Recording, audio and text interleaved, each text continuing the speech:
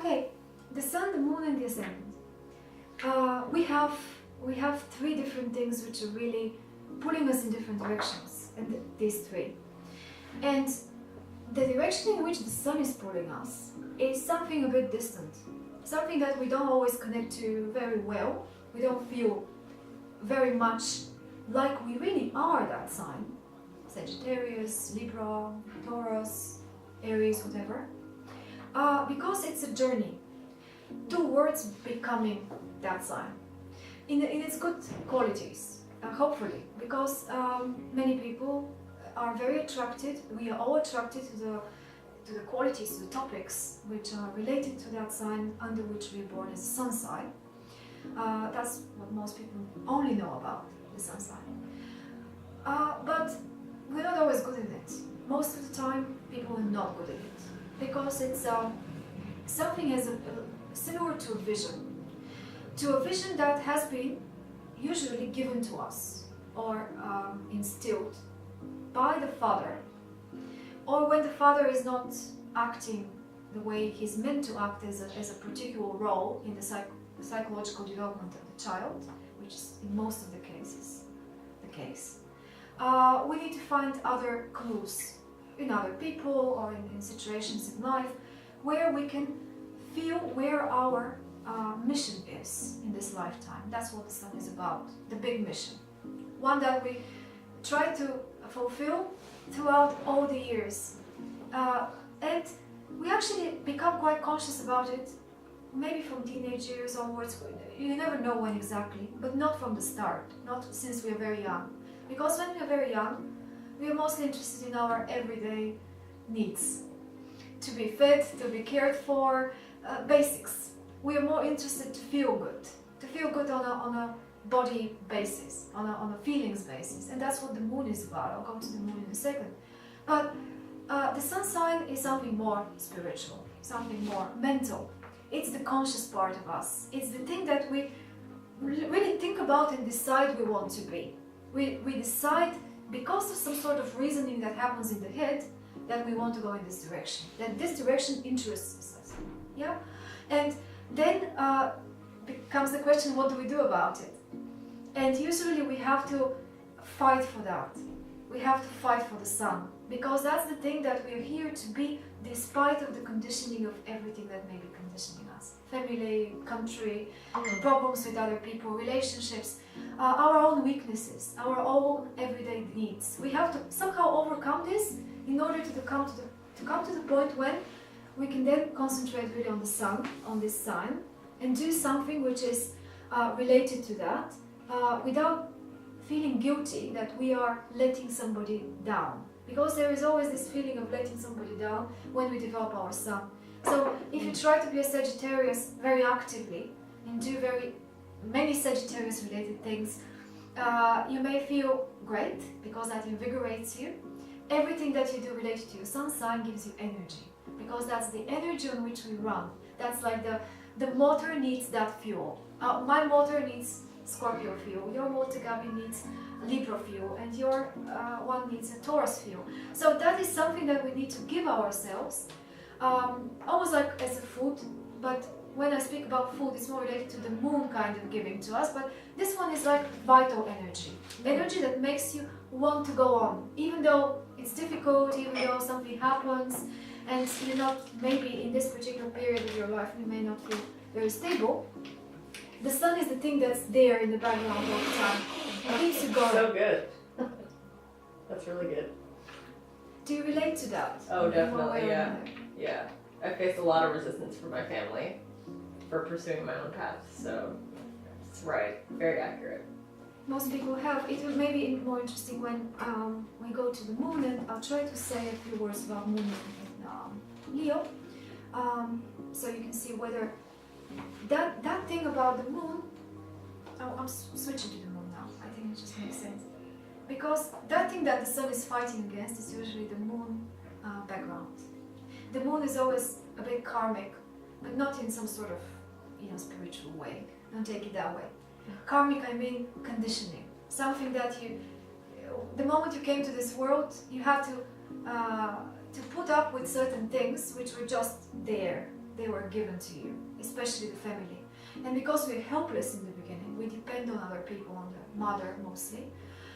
The mother principle is related to the moon in astrology, and that becomes our feminine part. Feminine means receptive, while masculine means giving out, doing its own thing, or projecting out. That's the sun, which is why they connect the sun and the moon with the mother and the father.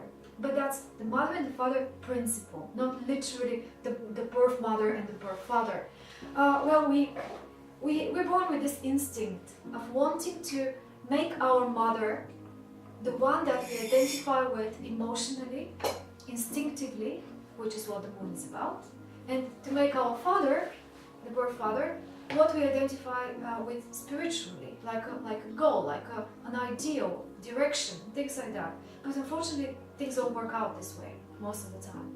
I don't know a single person who has a healthy child-parent relationship, where both the mother and the father were doing the proper thing, were playing the role they were meant to play in that particular sense. So it's just the way it is. You know, we are born somewhere among some people, and very often another person plays the role of the mother or the father, who can be completely unrelated,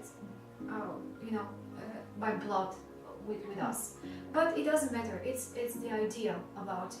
We need that these two things to be fulfilled in one way or at one point, at least to a minimum, so that there is a balance. Otherwise, we feel something is wrong, something is not working. And there is this constant struggle of balancing the two sides of our nature. And the other side, the moon side, is a lot more difficult to control and to do something with. The sun is difficult to develop because it takes time, it takes a lot of struggle, resistance, and so on. But the moon is more tricky, I think, because it's instinctual, it's unconscious. It is something that motivates you from underneath and speaks about your needs every day. The changing moods, the changing way you feel about what happens to you.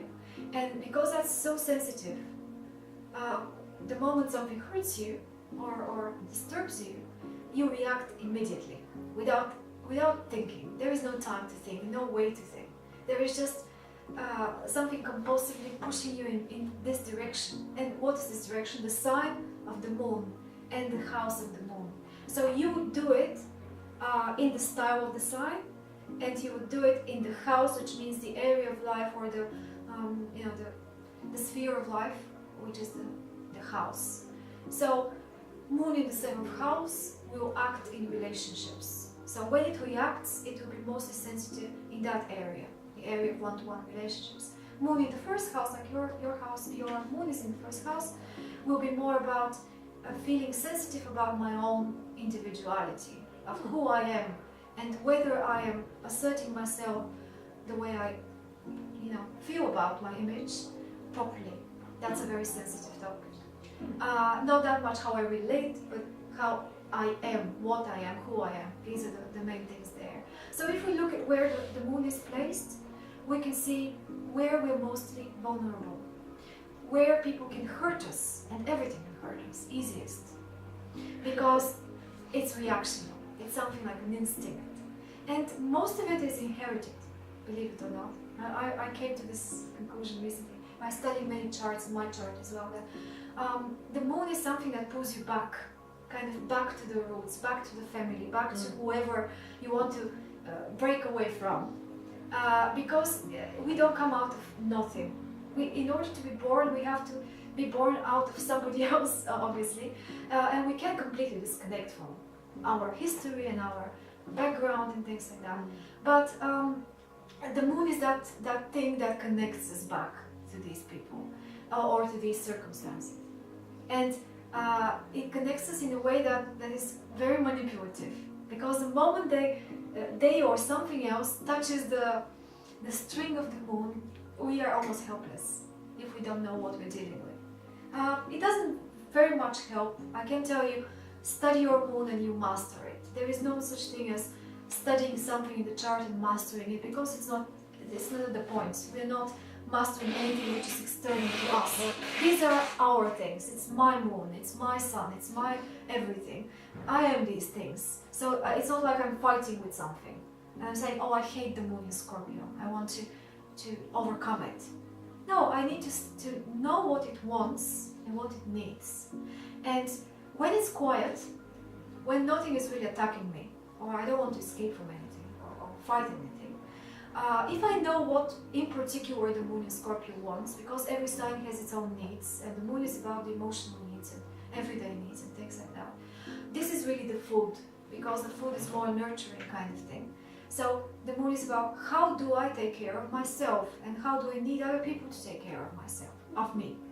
And if I study the sign, especially the element of the sign, whether it's water, fire, air, or earth, I know what kind of things I need every day, so that my organism, psychological and also physical, because the moon is the most physical part in us, needs every day so that it feels good and it's healthy also psychologically. And when it's quiet, I can take advantage of deliberately giving it these things because I know it needs it. And that way I kind of fill up the reservoir a little bit, or accumulate things there. And then when hard times come, or vulnerable times come, it is not that vulnerable, because I've taken care before that. Still, there is no guarantee it's going to work. Maybe it won't work. Maybe it will still let me down. If there is one single thing in us which really tends to let us down, that's the moon. When we have acted impulsively because we felt uncomfortable about something, and then we regret it, usually the moon was behind it. Usually the moon was dictating our behavior in that moment.